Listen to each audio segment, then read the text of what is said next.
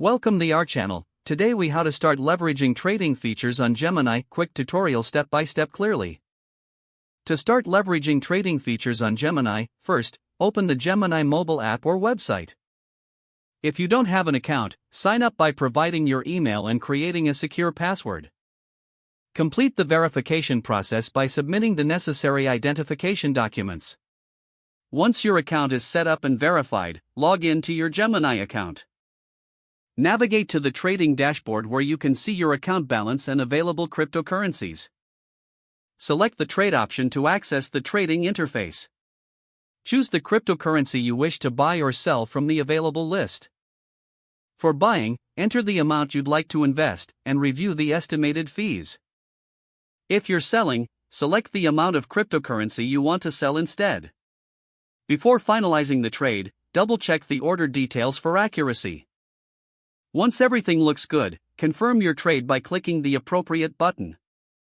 After the trade is executed, you will receive a notification confirming the transaction. To monitor your trades, return to the dashboard and view your active orders and trade history. You can also set up price alerts to stay informed about market changes. For advanced trading features, consider exploring the options for limit and stop orders.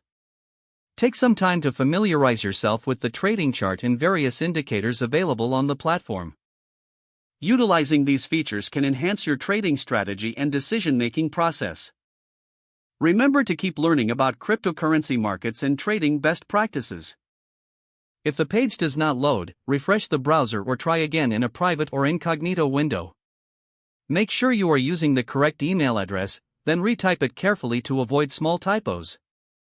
If your password is not accepted, use the reset option and check your spam folder for verification or security emails, then complete any requested confirmation steps.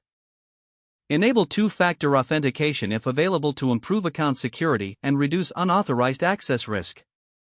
After signing in, review your profile details so your contact information and settings are accurate and current.